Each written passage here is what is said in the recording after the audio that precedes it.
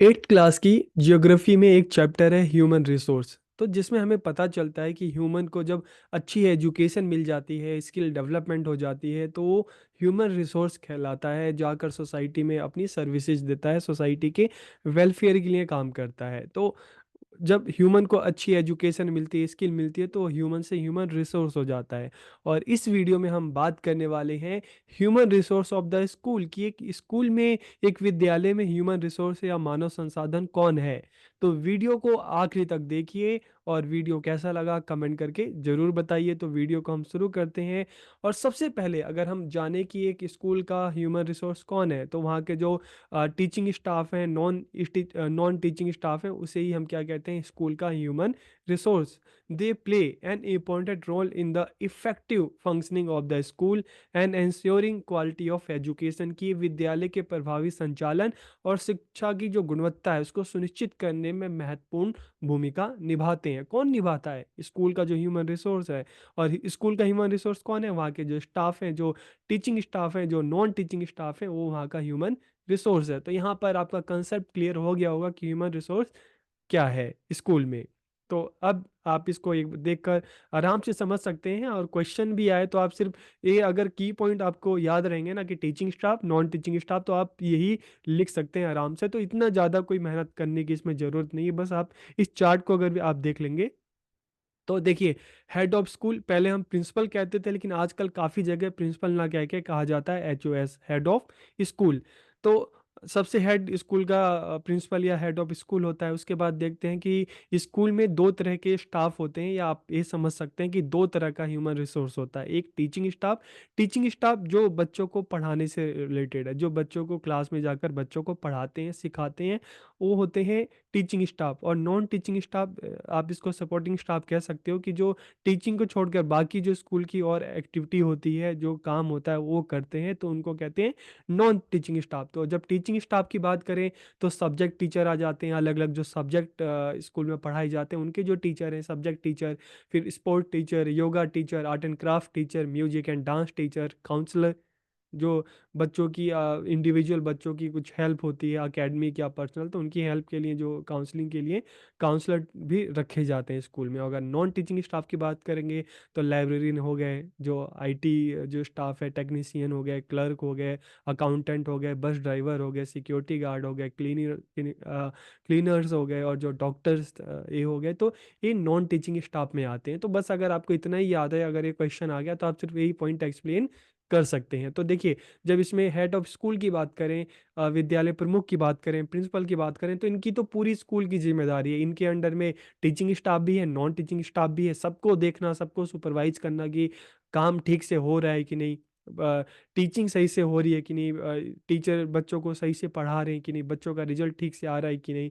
और non teaching staff जो है, चाहे librarian, technician, clerk, accountant, bus driver, security, cleaner, doctor, ये सब अपना काम ठीक से कर रहे हैं कि नहीं, ये सारा जो है जिम्मा देख रेख इसका काम होता है हेड ऑफ स्कूल, विद्यालय प्रमुख का काम होता है। ठीक है। तो बस आपको अगर ये चार्ट, आपको ये पॉइंट ही आपके माइंड में रहे ना, टीचिंग, नॉन टीचिंग, तो आप इसमें काफ़ी कुछ आप सिर्फ इसी को देखकर ही लिख सकते हैं। ठीक है। तो अब हम एक एक करके बात करते हैं, जो मेन मेन जो रिसोर्स हैं हम उनकी बात करते हैं।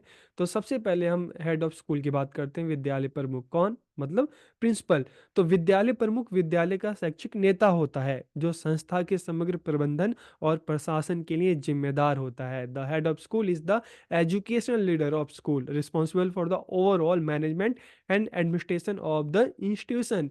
There role include setting the school vision, mission and goals, managing staff, ensuring student discipline and safety, and representing the school to the committee. की स्कूल को कॉमिटी में रिप्रेजेंट करना एक किसका काम होता है? हेड ऑफ स्कूल का, प्रिंसिपल का काम होता है। ठीक है। फिर हम स्कूल एडमिनिस्ट्रे यही बात करें, स्कूल एडमिनिस्ट्रेटर्स, विद्यालय प्रशासक। तो विद्यालय प्रशासक कौन होते हैं? तो इनमें आते हैं, चाहे हम वाइस प्रिंसिपल की बात कर लें, चाहे कोऑर्डिनेटर की बात कर लें, ये सब मिलकर प्रिंसिपल के साथ क्या करते हैं, स्कूल को स्मूथली रन करने का काम इनका होता है। चाहे स्कूल का डिसिप्लिन है, ठीक है, चाहे वहाँ का करिकुलम डेवलपमेंट है, चाहे सेफ्टी है, सिक्योरिटी है, सारी चीज़ देखना एक एक का किसका काम होता है? स्कूल एडमिनिस्ट्रेटर का काम होता है। फिर अगर हम टीचर्स की बात करें तो टीचर अलग अलग सब्जेक्ट टीचर, तो टीचर का मुख्य काम क्या होता है? Teacher are at the core of the educational process, की एजुकेशनल जो प्रोसेस की बात करें उसकी प्रक्रिया के मूल में कौन है? टीचर।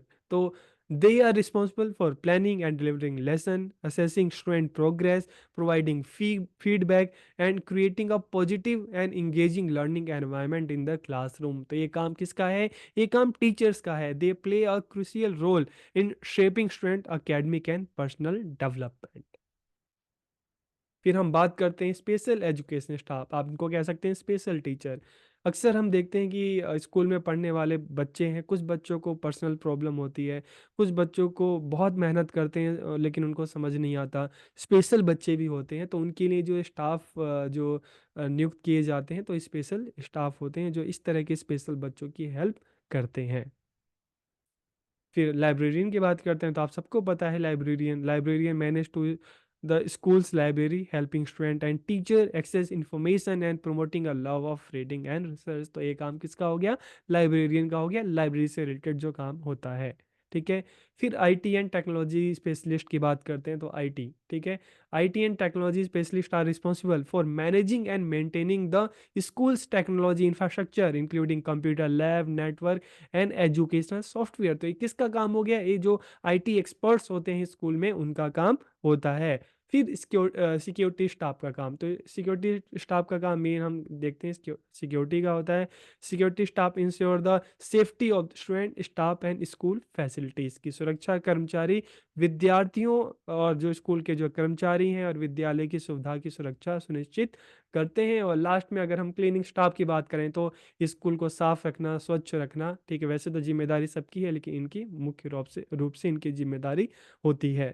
तो इस तरह से हमने देखा कि इस एक स्कूल में ह्यूमन रिसोर्स कौन कौन होता है। तो आपको दो पॉइंट आपके माइंड में आ गए होंगे, हेड तो प्रिंसिपल होते हैं और बाकी टीचिंग स्टाफ जो टीचिंग से रिलेटेड एक्टिविटी में लगे होते हैं, और नॉन टीचिंग स्टाफ जो टीचिंग को छोड़कर अदर जो एक्टिविटी होती है उसमें इंगेज होते हैं। ठीक है।